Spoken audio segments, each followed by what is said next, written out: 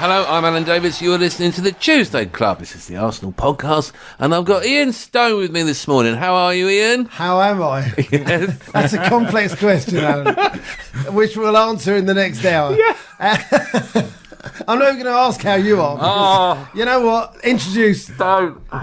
Do that. I can't do it. Yeah, listen, we're here. Oliver Scott is here. Hello, hi Alan. Hello. Oliver Scott is here. I'm applauding Oliver Scott because Oliver Scott attended the fixture last night. And it was largely my fault. He didn't want to.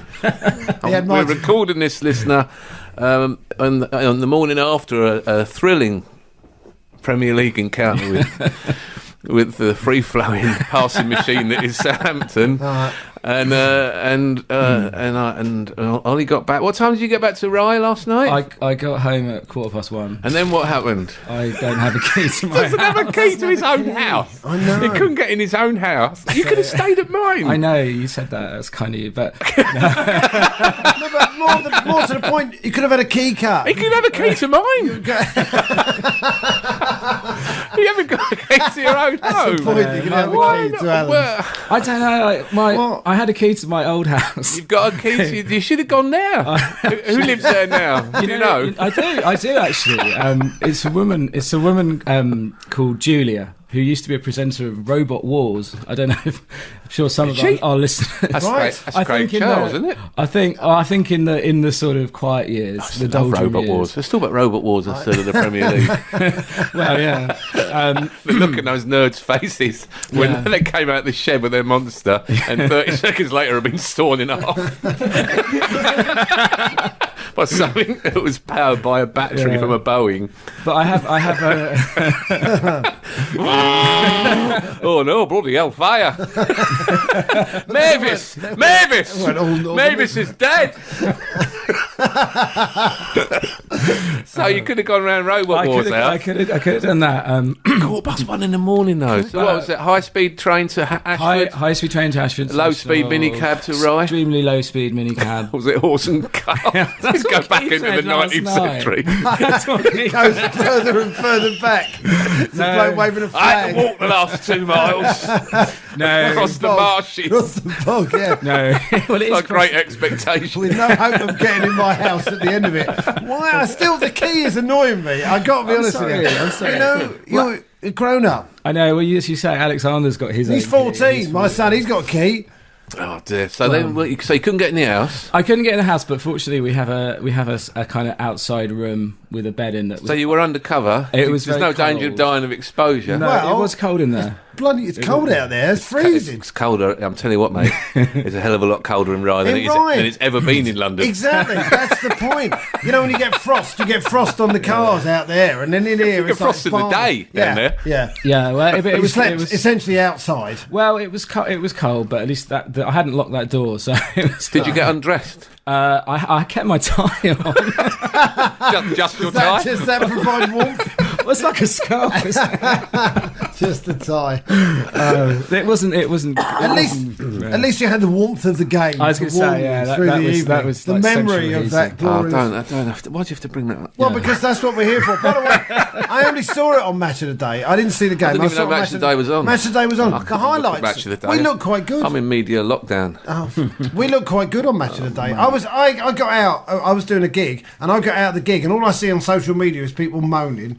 And I think, all right, then I get to watch the Match of the Day a bit later, and we created a lot of chances. Yeah, do we? Well, you know, I'm just saying. I'm looking. We created a lot of We had the ball chances. for the whole game. So I mean, all right, we dropped 2 I'll tell you what points. happened. Don't make me tell you. We're chronically underpowered.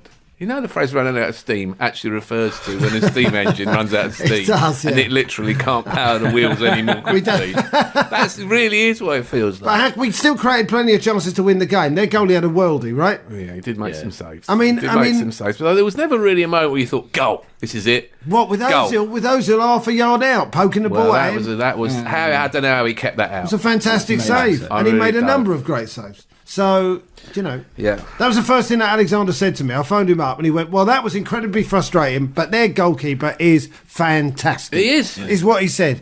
You know, and any normal goalkeeper would have won that by a couple of goals, and nobody'd be moaning.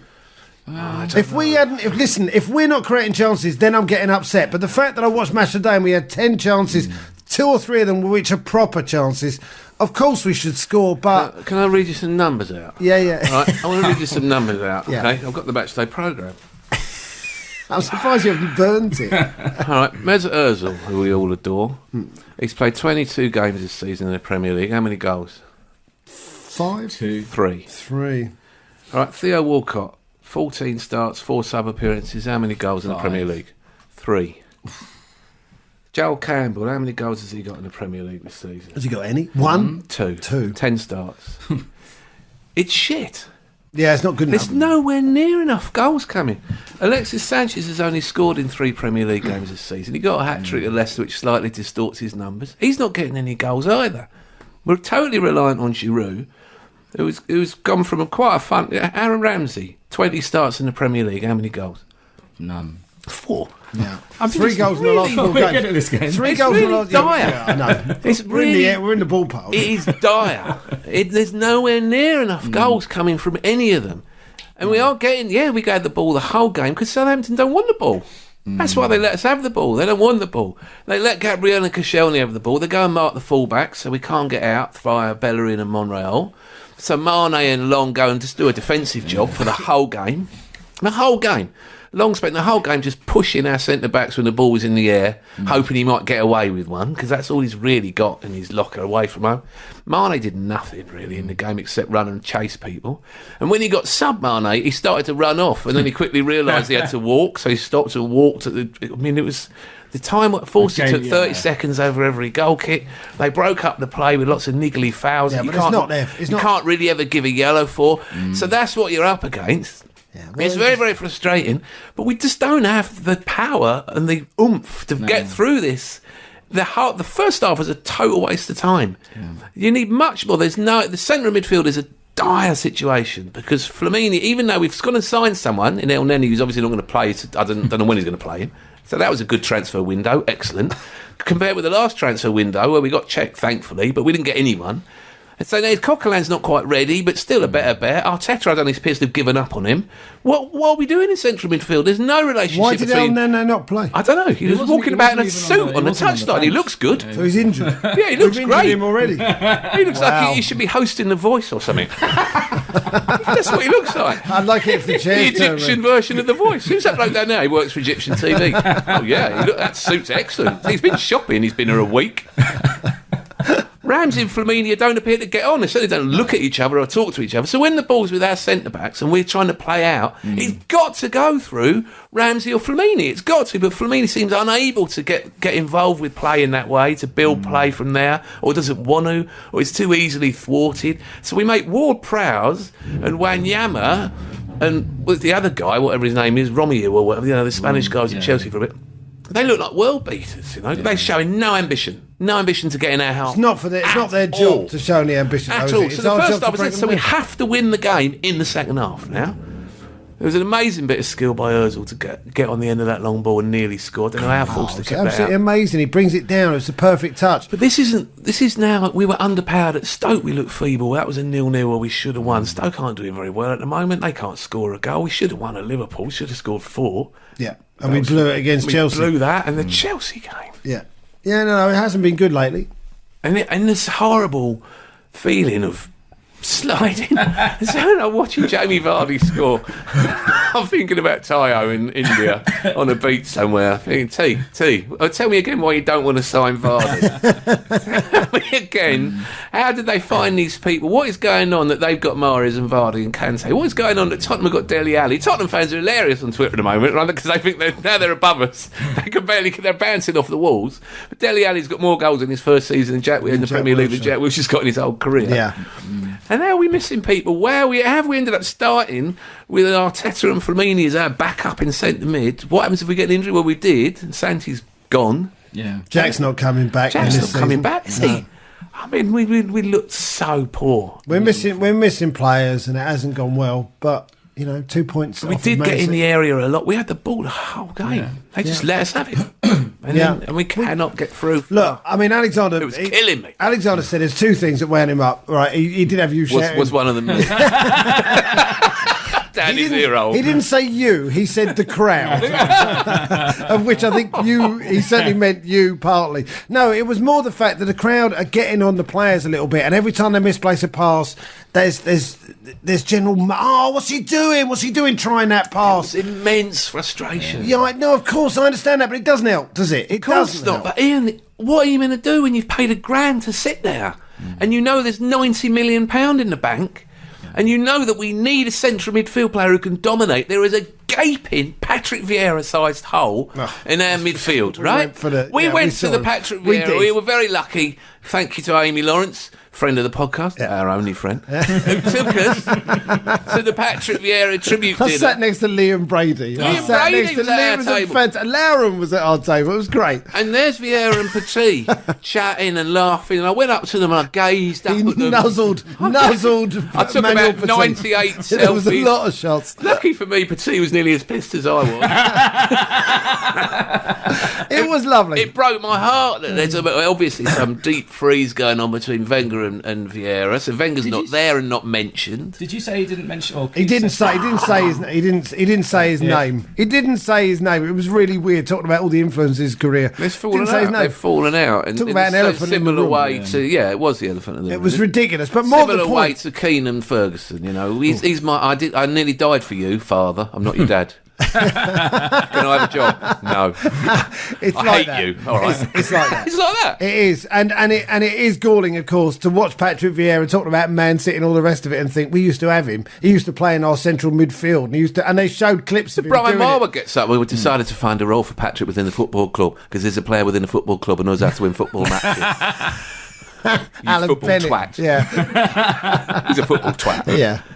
I hated it, so we found a role for it because he hasn't got his badges, right? He's not even a coach.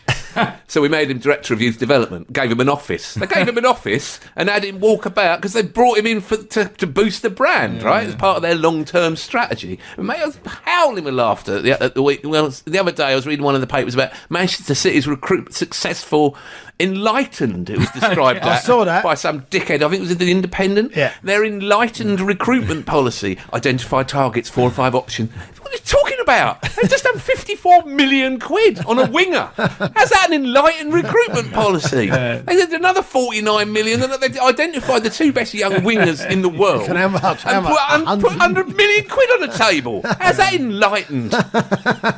Bullshit is spoken. I can't even read the papers. It's nonsense.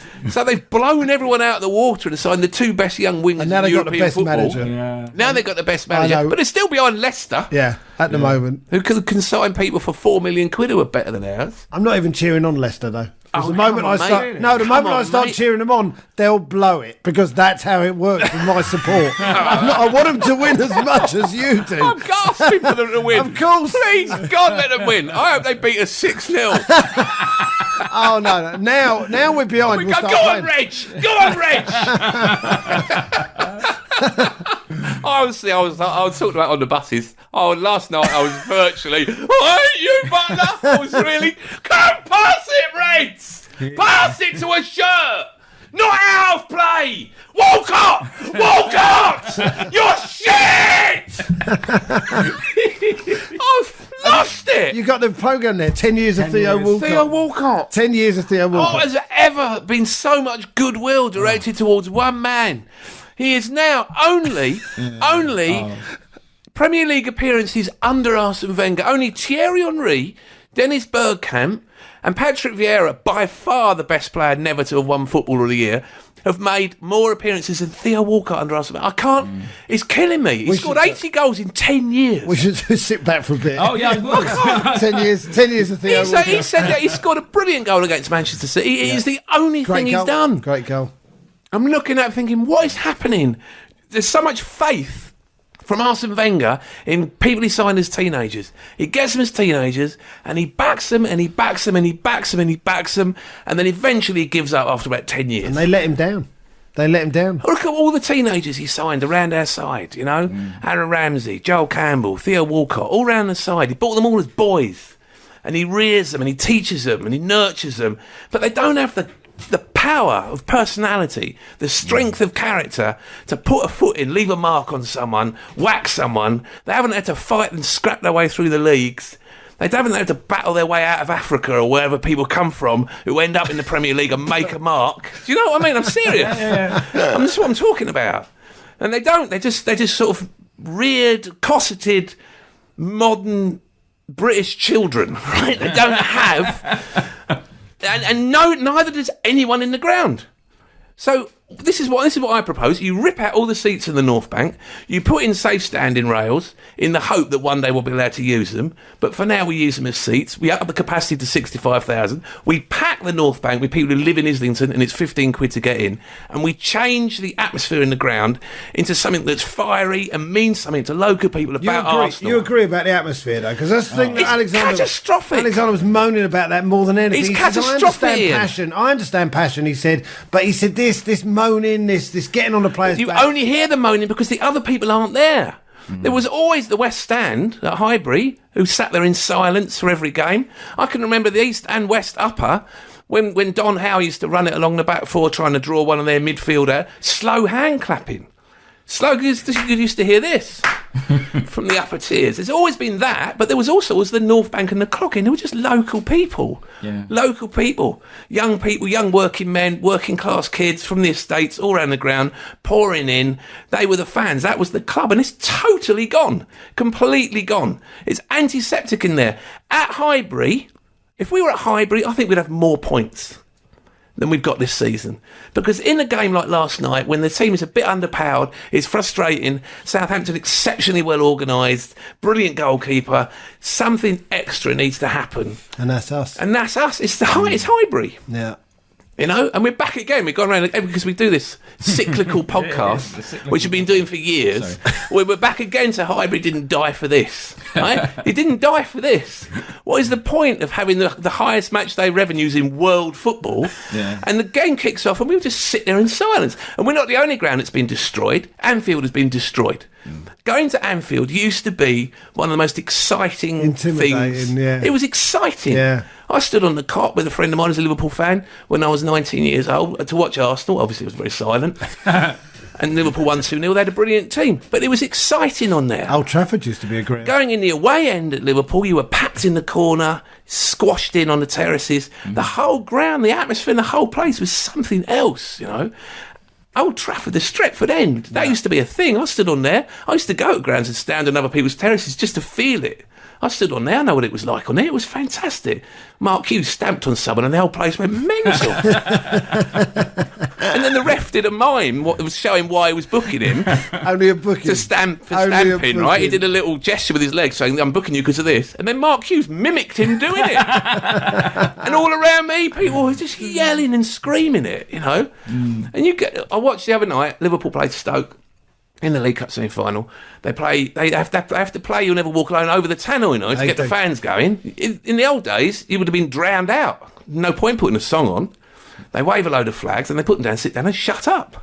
Well, you said, Chris said when he came in, it took ages for everyone to get in, so there was lots of chatting at the start of the game. Everyone's just having a conversation. It takes ages. They're searching everyone on the way on the ground now, so we don't have a Paris attack, so that's a problem. And people can't be expected to get there at 6:45. They're coming from work. I had my bag. But Leicester City's grounds, right? What do you have in that? You didn't have a key. You had everything else. He's got an inflatable sleeping bag and a sort of Scrooge hat and a pair of bed socks, just in case wherever he lays his hat. If he gets home a minute past 11, he's not allowed in. Listen, I'll tell you what though, I was going to get me off moaning about the ground, but I'll start again in a minute. But on the way down to the pub after the game, I'm amazing. We're walking along with Keith and Ollie. Keith's going, I don't know whether to get my hair cut. I was thinking about getting my hair cut a bit shorter, but it's got cold, isn't it? I'm wondering whether to go a bit longer, what with this cold weather. I mean, I'm not making this up. Listen to him, what's he talking about? What's he going on about? I'm like, how are you, 102 years old? You sound like a demented old man. This is it now, we've all gone senile. You're talking about growing your hair because it's winter. What are you on about? And then he goes to Ollie, well, you've got short hair, haven't you? You suffer from the cold? And there's a little beat, and then Ollie goes, I've got a hat on.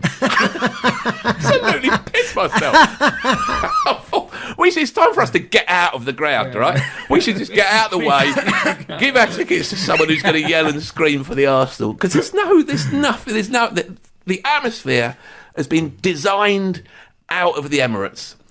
It was designed out of it. It was designed as a replica of the Stade de France. The Stade de France is not a home stadium. No. It's a national stadium. We did not have a home end, right? We didn't build a home end behind the goal. North Bank, there is not a home end. The away fans have a better time of it in that corner because they're just like our away fans when we go away. They're all together. They're all the sort of people who love the club. Away's where it's at. It's great. It is. Go away and it's the same at the Emirates. So, tear out the North Bank, put in safe standing rails, pack in as many as you can at cheaper prices, move all those people from the North Bank season tickets who won't be happy into where the away corner is, get the away fans upstairs, right up in the roof, just like they are at St James's Park or the Nou Camp, or there's loads of examples, and change the atmosphere. Get people in who are a bit more noisy. You know, ruffians. Get the riff-raff in. Get the people in that you have priced out and try and recover something of what we had at Highbury. Otherwise, we will just get less points. I don't know what. I would like to see a comparison of points per season at home at the Emirates and Highbury over the last summer. We had a much better team. We had a much better team. The last 10 years at Highbury, we had a better team. We had Thierry. We had those players you were talking about. We had Thierry. But Henry talks about Highbury. Henry talks about it. We all loved Highbury, but everyone called it the library, by the way. Yeah. So it wasn't like the atmosphere was always amazing down there. We used to sit and go, oh, well done, lovely goal. We used to turn up there expecting one of our heroes to do something amazing, and they did. So it wasn't the... I mean, I understand what you're saying, and you're harking back to a time... But I'm not so sure that time existed much after the 80s, and we were shit for a lot of the time in the 70s as well. You know, I understand what you're saying, but it's more the fact that the team are not producing 2 goals or whatever, 3 goals from Aaron Ramsey, 1 from Campbell, Walcott. I mean, I've heard lots of moan about Theo Walcott, and we've all felt it for a long time. But it's time to deliver. And Flamini, honestly, with the best will in the world, is someone who tries very, very hard and gives a lot for the shirt and covers a lot of ground and gets in a lot of people's ways, never where you want him to be, as a kind of chaotic, perpetual motion. Wanyama, on the other hand, basically stood still for 90 minutes and just patrolled that area of the pitch, knowing that Ozil was going to come his way at some point, and he had to just track him. Ramsey was in one of his moves where he was just chasing, like going down cul-de-sacs, and he wasn't going forward, he was getting the ball, going back, going sideways. The second half he was better. It's like I was saying to Keith, we were walking out, the first half of him was so dismal. It really was. And then within about 2 minutes of the second half, there was an improvement, wasn't there? I mean, just in terms of the players looked a bit more up for it. Did Keith answer you, or was he still talking about his hair? He was still talking about his hair. But there was an improvement. There was a feeling that now we were going to stop. I'm looking at Oxlade-Chamberlain on the bench. He's just so talented. He was played in central midfield against AC Milan about 3 years ago as a teenager. How's he not in there? How's he not in there ahead of Firmino? You're playing at home. How's Chamberlain and Ramsey not our central midfield pair with the desolate mess that our central midfield is? How's he standing on the bench when no one's playing well? Campbell didn't play well. Walcott came on as sub, was hopeless again. He's in terrible form. Giroud didn't do much, did he? They've got good centre-backs. Yeah. And, he's up against these 2 blokes and there's no service, really, and he's trying. They're trying to go into his feet, but they got their central midfielders so close to the centre-backs. That gap is squashed. You've got to try and go around the outside, but we've got wrong-footed players on the wings. The 4-3-3 is a mess. If teams are up against you with 4-4-2, why not just match them up? But we've got no one with enough power to be on their own in the middle. The whole thing was so exasperating. But, I mean, it's fair to say that if that Ozil chance had gone in... Different game, we probably win 2-3-0. We'd probably win the game. Then we go to Bournemouth with confidence and we might recover our fall. Because there is a bit of a feeling that someone's going to get it in a minute. I didn't see a team... from the highlights, and this is only the highlights, I didn't see a team lacking in confidence. Well, I saw a team making chances. They're trying. They are. They're trying. But the ground's working against them. The atmosphere in the ground's working against them. The ticket pricing, the design of the stadium. It's not ideal. The home thing is... It can be changed. It can be rectified. That's what I'm saying. You can do something about it. Do you think... Just on that point, I don't know, you guys see it in your comedy jobs, but do you think that's endemic of crowds generally in like gigs, comedy shows? Well, I know what you're saying. I don't know. No, I think that what we have now at football, and not just at Arsenal, they're more of an audience. They're more customers than fans, and they expect, we've turned up, we expect us to win, as opposed to realising that it's about us as well as the players. Well, there's a big difference. Right? iPads, iPads, taking film. There's too much of that stuff. It is a little bit Capital One Cup. I see one more person get an iPhone out and take a video of a substitution. I swear to God, I don't know what is going on in life. Yeah. They put the board up and about 6 people get their phones out and get a little... What are you doing? But I think what Alan's saying is right. It is indicative of the fact that if people are paying 40, 50 quid, 100 quid, whatever, to sit there, they expect entertainment. In our It's ground, not just about the expectation, battling through. we were going to win the league, right? We beat Man City. They did a big lap of honour. This is it. Walcott's in the post going, it could be our year. And then the next thing, it just collapses immediately. And so, of course, you get an immense frustration. And people are upset. Oh, they got every right to be frustrated. At Leicester, they are having the time of their lives. That stadium, which I still think of as the Walker Stadium, whatever, the King Power, whatever it is, is rocking. And it isn't £1,000 for a season ticket there. And they've got people that they found through excellent scouting. They're well organised. They've got an outstanding striker. They are going for the league. They've got 14 games to go. If they beat Man City in their next game, the odds are going to come tumbling. And this could be the greatest story in the history of the Premier League. And it's all about a club and a team and a city, everyone together, pulling the same way. It's lost at Arsenal. They have lost the core support. They've lost the grassroots. They've lost people. They have never had a home end. They never had a proper spot where it's cheap to get in for local kids from local estates. There should be someone going around just saying it's tenner in. Give it out tickets. Get people in. Well, it'll happen. Who are going to be noisy. It'll happen. If things go badly and 10,000 people don't turn up in a couple of years. But how bad is it if we're top four? It's the same thing every year. Oh, no, we'll get in the top four. Yeah. We're in that. Here we are again. Looking at the FA Cup draw, about to get thrashed by Barcelona, looking at top four. Yeah. So the deja vu is killing me. Well, the whole league is different except for us. It's killing me. We just carry on in fourth place. Next season, what's it going to be? Mourinho versus Guardiola? Very likely, yeah. In Manchester. Very likely. Each club spending 200 mil. This is our year. Well, that's what you'd think. So you look at them and think, you've got to do something about it. That's what you'd think. You've got to do something about it. More shot. Last 6 minutes, right? There should have been 10 minutes added time. Yeah. Fonte had a cut on his head and wouldn't get off the pitch, so he had to be treated on the pitch. Forster took half a minute over every goal kick. It was driving us mad, right? So there should have been a lot more added time. But we had 6 minutes and failed to get a ball into... I'm thinking at that point now, Theo, Sanchez, Ramsey, get up the pitch, get around Giroud. It's going to have to come long. You're going to have to win a second ball and get some shots off. It's the last 6 minutes. And still we're passing it sideways and across and round and carrying on our style of football until the whistle eventually put us out of our misery. And you're thinking, come on, it's got to be, let's send Koscielny up. We've got to try and score. And in the end, Gabriel had to take someone out down the right-hand side because they were going to get one on the break and nick it. Yeah. Koscielny should have scored as well, shouldn't he? He had a great chance. It was too close to the goal in the end, but I mean, it was a brilliant ball by Ozil. Ozil was nutmegging people, selling dummies. 3 minutes into stoppage time, he's doing everything he can. He's talk about our best player of the season by a mile. Yeah. But I'm not saying that the goalkeeper didn't have a good game, and he obviously did have a good game. But maybe when you saw the highlights, it might have been easier to see. But of the 20 shots we peppered on their goal, I don't know how many of them were genuinely I know there was that one brilliant save, but we didn't make him do that much. He made a great save from Giroud when he had a shot from about 20 yards out. He made an unbelievable stop from Ozil from 2 yards out, and another one very late on. From Sanchez, I think it was, when he danced through, and a couple of other saves. He made the save from Ozil when he brought the ball down somehow, like some magician, and side foots it. But no, he had a great game. He had a great game. There were 4 or 5 presentable chances. You know what? If you're going to win a title, you've got to put one of them away. And you're saying we're a bit underpowered, but we still did enough to win that game last night. We used to get goals from Pires, goals from Ljungberg, a few from Bergkamp, stacks of goals from Thierry Henry. You can't do it with 3 or 4 goals each in midfield. We haven't scored for 3 games, have we? Well, we were looking at the goal difference. With 15. Everyone else. Because Harry Kane's got 15 on his own. Tottenham always had the worst goal difference. Even if they were in 6th place, they'd have -2 for goal difference. Now they've got a goal difference better than ours. Yeah. I know. It isn't good. It's not funny. No. You're right. It's not funny. I know, but what can you do? Sign better players. Not now. We can't. It's February the 3rd. Not put your faith in people for too long who aren't up to it. Well, what about Jack?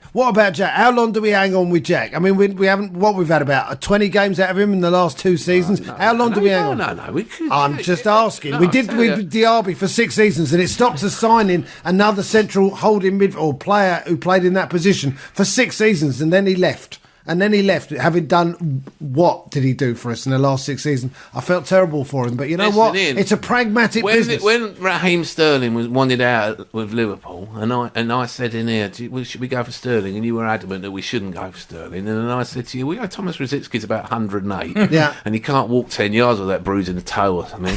Wouldn't you? If you could have Sterling in the number 7 shirt, wouldn't you have it for 50 mil? I'd have bought him. Yeah.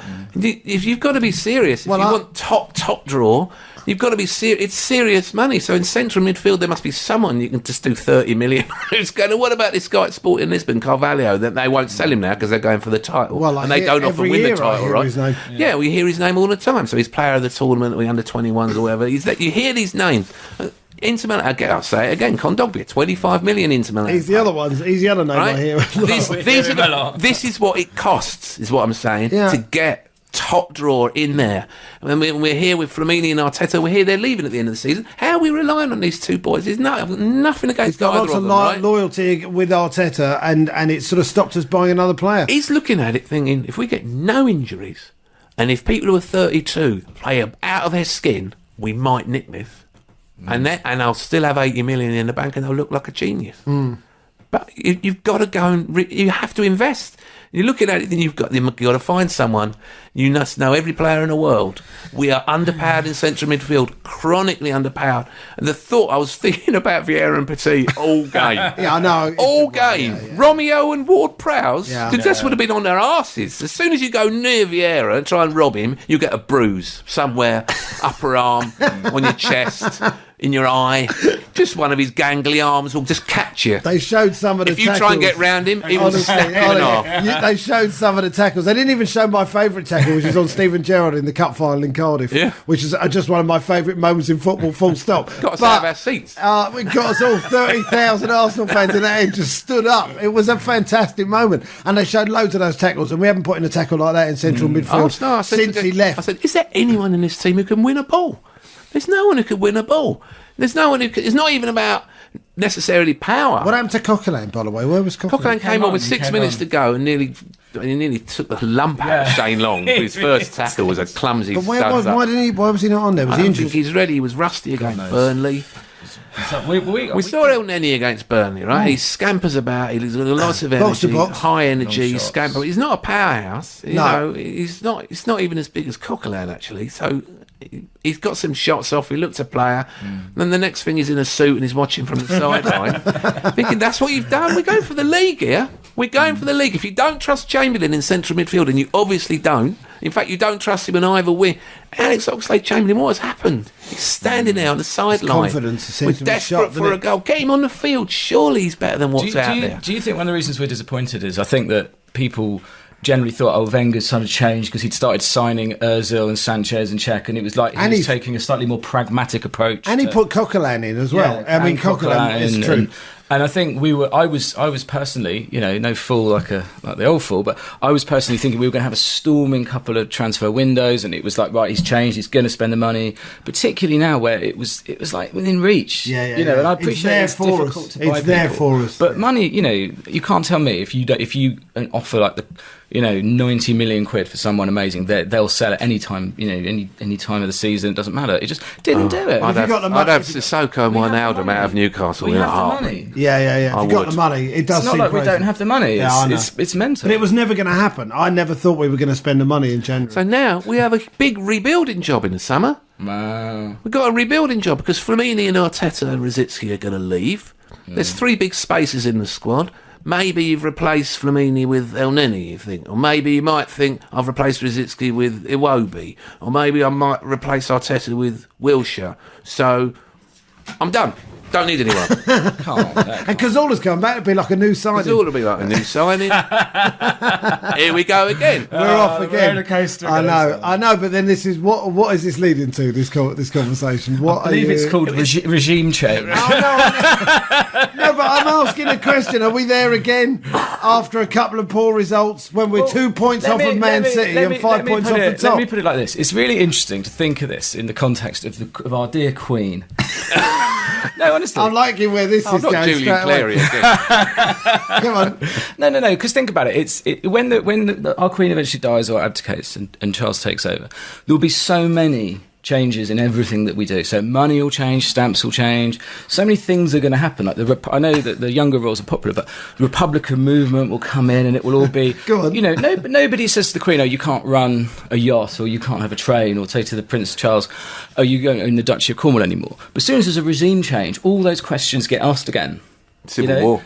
Well, usually what follows. Here's civil war. Yeah, but all right. But what's happening at the moment is we're asking that question while the Queen is still in charge. This is the problem. She's the Queen. He's the Queen, for goodness' sake.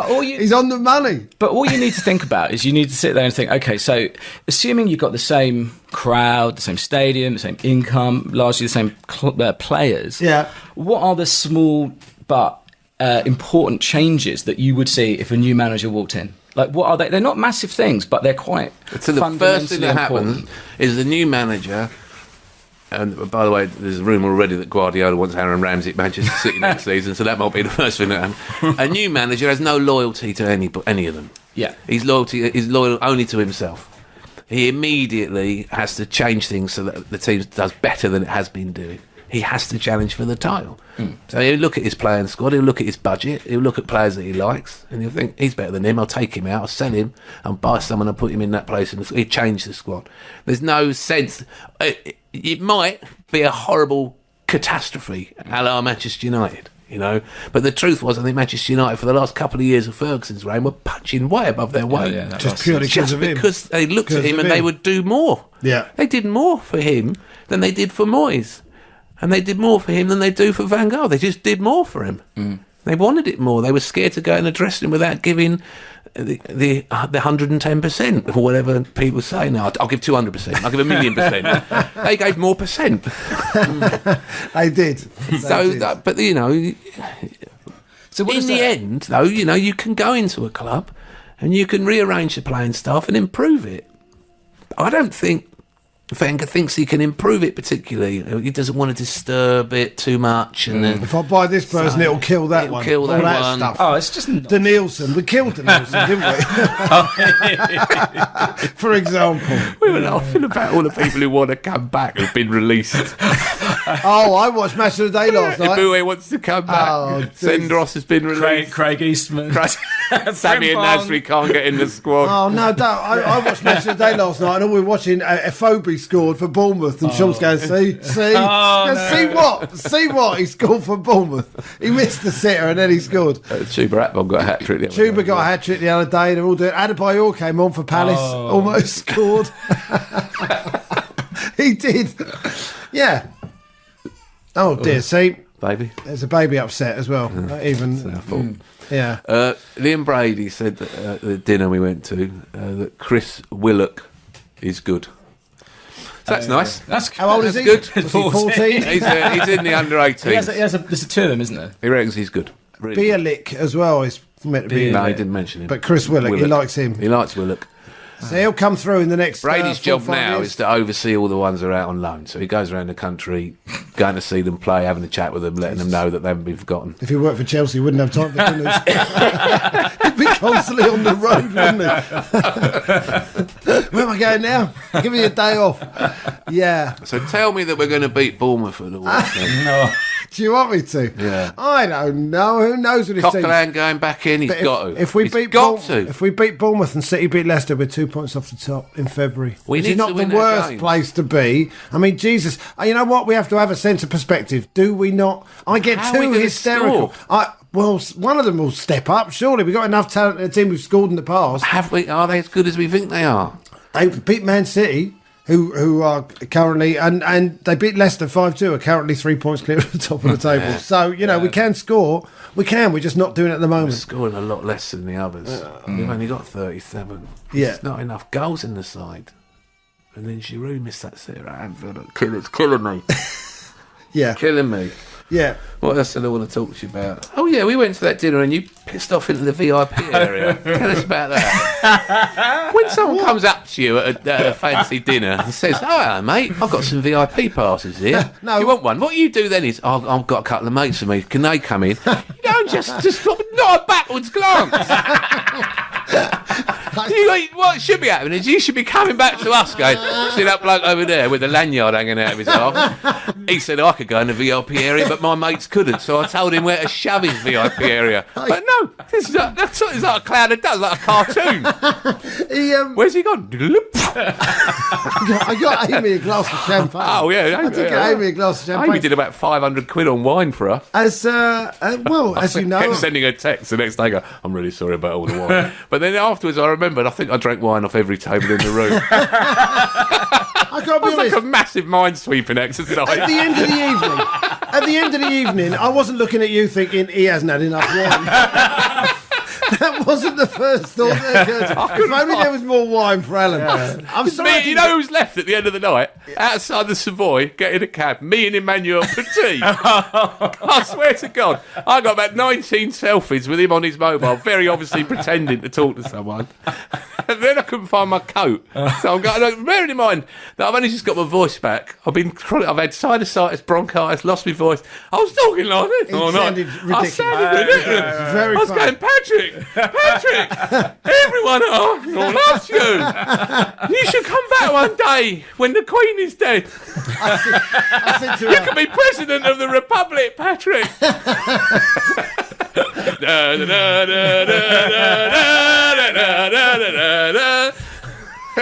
So no, I was embracing him. I got photos. Amy's husband, who's a lovely fella, he was taking photos of me, lengthy session of me talking to Vieira, gazing up at this huge smiling man. Up, yeah. God, what a footballer he was. Yeah. There's none of that. I was watching Flamini last night. Can't get the ball off the back four, can't turn and start the play. If he gets it, he gives it back to one of the back four because he can't turn and get away from anyone. That was Keown made a speech. Driving you mad. Vieira would just demand it. 2 men on him. Flatten one, outpace the other one. He did it for a whole season. Then he'd look up and Bergkamp would be in space. Like the shopkeeper at a Mr. Ben. I'm the unmarkable genius. Why'd you do this to yourself? Well, because it's possible. It's possible to play football better than we are. No. Apparently not. There is no one out there who would improve this squad or team. No, United fans are having the same thing. Liverpool fans have had it for 25 years. Liverpool fans just wake up in the night and go, get it English! No one wants to do that. And United fans must be lying there sobbing thinking about Roy Keane and Paul Scholes. But, you do have these legends of the past, whereas Leicester don't have any. They have Gordon Banks and Mike Pedgick. John Bircham, or whatever his name is. Yeah, I know, it's amazing. Keith Weller. Yeah. Keith Weller's the one with the white tights that beat 6 men. It's time for me to shut up. He was actually angrier last night. I can believe it. Change the ground. Alexander is going to have to wear some earplugs. He sits right in front of him. Change the North Bank. Change the ground. I think it's slightly radical from just having a 0-0 draw with Southampton. No, I don't think it. I think it's been a problem all along. Listen, we've all felt that. But we just thought what we need is a league title, and then it will feel like home a little bit more. No, I don't think that's it, mate. I think you've got to look what's happened in football. If we had you've got to look at all City stadiums, dead atmosphere. You've got to change the ground. Yeah, but they've all got that. Man City have got that. Obviously, they've got billions of quid to spend, but they've also got an all-seater stadium. Chelsea have had an all-seater stadium for 10 years. They won 4 titles, haven't they? No, it's not that. You must say there's sense in what I'm saying about the type of people who go to football now. Of course I do. Don't have the passion and the club. They're not the sort of people who are loud and noisy and shout and turn up from the pub at the last minute. That's why away games are much more fun. They're much more fun. Because you get 3,000 proper fans. On the piss. Yeah, on the Open up the bars, tear out the seats. It's more fun at the bar before you sit down at away games. It is. It's tremendous fun. Then you see, right, what people in there, then you see people holding their phones up, getting so they can remember the songs. The new Ozil song, which, by the way, no one at the home ground knows. No. Because you can't hear it. No one sings it. All I heard all night was, when the Saints go marching in. What? Yeah. This is our ground. No. So there's no sense of getting everyone together behind the goal and blasting out the away fans and making it a place. Yeah. So you need to get higher strength lager, cheaper seats. Right, and accept the fact that someone's going to urinate on the floor. It doesn't matter, right? It's not the theatre, and it might get you a goal every now and then because it might give the team something. But isn't this just endemic again of the fact that the money in football isn't in people going to the games. We're literally like just background on a load of TVs worldwide. We are mugs. You know, it's not. But it's not. That's not a problem with Arsenal. That's the problem with the Premier League, who have. You know, I mean, we have the most expensive. We have the most expensive ground. I mean, it's 1,800 quid for a season ticket above us. 18. No wonder they're sitting there in silence. They can't believe it. You start to figure what you would do with that money. I mean, really. I've got 2 season tickets. Cost me over $2 grand. When Sean comes, right? Sean's old school. Right? Yeah, I would say so. Sean is proper old school. So, number one, he can't afford a season ticket. No, so he shares it. And number two, when he does come, he yells and shouts so much, you end up wanting to go, all right. Honestly, it's like someone talking in a library. All right, Sean. Sean, don't embarrass us. Sean, what are you yelling? Why are you yelling and shouting? Darling, stop it. But the ground used to be, everyone was like that. Everyone was like that, yeah. Though we still have the guy behind us who was a little bit, you know, he couldn't decide what colour hair Koeman had. Do you remember? He was like, sit down, you blonde twat. And he's like, oh, actually, sit down, you strawberry orange. You strawberry blonde twat. And then my favourite thing of all night was total silence in the West Lower for the old game. And eventually something frustrating happened, probably involving Theo. And someone got up and went, it's not like we're going for the league or anything! Yeah, and then you can hear that stuff. I mean, I said to you the other week, it was raining hard, I could hear the drips coming down. Well, you can hear the whistle when the game blows off, can't you? Like, you can hear the goalkeeper shouting, you can hear all that stuff. I agree. Well, we're part of it. We also sit there. Mate, we're not part of it because we're old and silly and tired, and we deserve our place in the West Stand. But that's most of the fans. The next generation. What is the shame? Let me put this to you, right? You've got Alexander who's 14 years old now. In the old days, by now, he'd have been saying, can I go on the North Bank? Oh, yeah, he would. Can I go on the North Bank? I've got to stand with him. Yeah. Right? And you'd drop him at the North Bank gate, wouldn't you? And meet him after. And he'd go in there and have the time of his life, swearing, shoving, with people, meeting people, and then you'd come out and you'd meet him. Peed on. Yeah, get his urine-soaked Dunlop green flash. And then you'd meet him after the game, and we'd say to him, how was it in there, Alex? And he'd go, it was amazing. Oh, he couldn't talk, could he? He couldn't talk. He'd be like, his heart would be pounding, it'd be pumped. That's true. He'd have been saying, I'm sorry about all the anti-Semitic chants, Dad.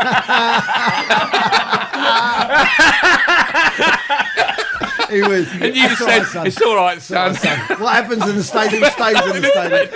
I know, it's not what you really think. And we'd be walking along with him going, what's it like in there these days, son? Is it good in there? Do you remember, Al? Do you remember? We used to go in there. But there is nowhere in the ground where he's going, I want to go in there, Dad. I want to go in the mosh pit. Well, he's asking me to go away now. I mean, we go away to games. Because you have to go away for it to be good. Yeah, but then it's more expensive. So make the North Bank like that. Make it like that. Pissy lager and crappy bits of pizza, and it's all antiseptic, and no one's allowed to stand up or pizza wave a with flag. bread on the top. I can't stand it. They've killed it. They've killed it dead. They've never looked at it and thought, what do we need in the ground? We need a place where people want to go in. We need a mosh pit. Well, we need it loud. Standing wasn't allowed, so it wasn't even an option. Well, could you expect, like, you know, because obviously I went to Highbury a lot less than you. But could you maybe explain to people who never went, or to people who've never even been to see Arsenal, like what difference you think it made to the team, regardless of the quality of the players, like that atmosphere? When they came out at the beginning of the game and they'd kick around, the North Bank had a chant for every player in the team. Yeah. And the number one player would get his chant first. One Liam Brady. There's only one Liam Brady. And then they would wait, and they would applaud the North Bank, and then they would wait. Where am I in the pecking order? Second player, Staple 2.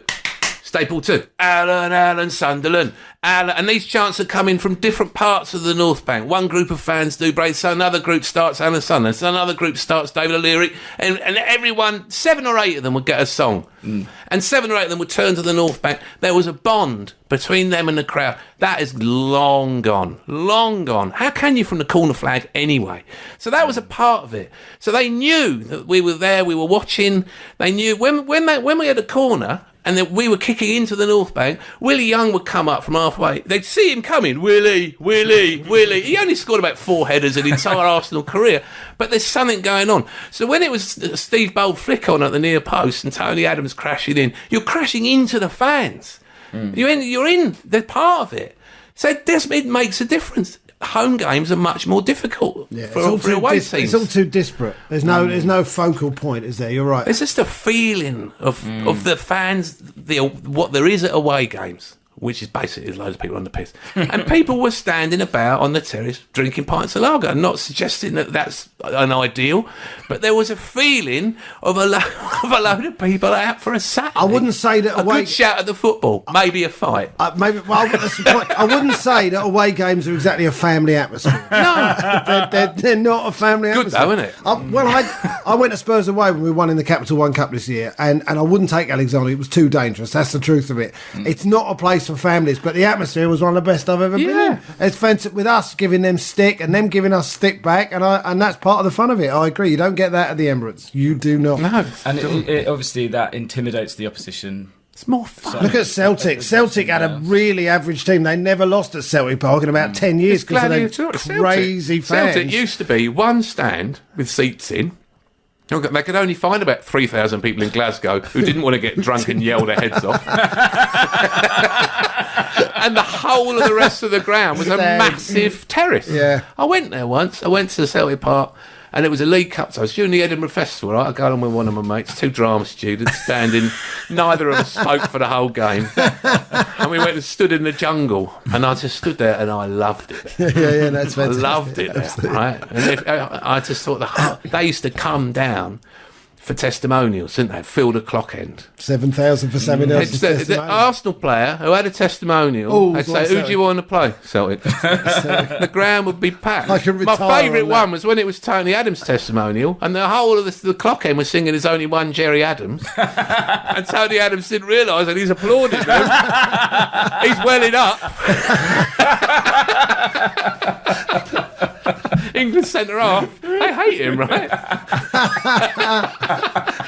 The trickler on there. I loved it. I loved it. But they still have something of that in the Bundesliga, right? They still have something of that. Well, that guy's in Dortmund. The guy whose name I can't remember, the Swiss guy who was at the pub. Yeah, Rich's mate. Rich's mate, yeah. And he was saying it's because it's €10 to go and see Burnley, and he goes to Germany and watches the games. And the only way we understood it was by saying, remember when it's like the Greeks come, or you play the German team and you watch them in the away end, and they were having such a laugh at their drums. Fantastic and in there. Well, you see Dortmund fans at the Emirates and Bayern Munich fans, and the noise they make and the togetherness they feel with the team. Where we see that. It's like going to Elf the musical. You were really upset with the prices of those tickets when he said this the other too long, time. it's too comfortable, and the fare is not worth the price. Yeah. The fare and offer, not the train fare. Yeah. In my case, that's probably true. Please, God, can we beat Bournemouth? We have to go to Bournemouth and get a win. Everyone's got to step up and score some goals. Everyone has. And then we got Leicester at home after that. Yeah, and that's it. Right? Barcelona as well. Barcelona in a couple of weeks. Because if we lose these 2 matches, which is not out of the question. Well, we're out of it. It's all over. Yeah. And we got Old Trafford and White Hart Lane to come, and everyone's laughing at us because we're scrapping away for a qualifying place in the Champions League with a £90 million transfer budget and a rebuilding job to do in the summer. So it's still on, lads. You're doing your best, but it's still on. I don't know how we're going to do it, but start by beating Bournemouth. Anyway, thanks. That was.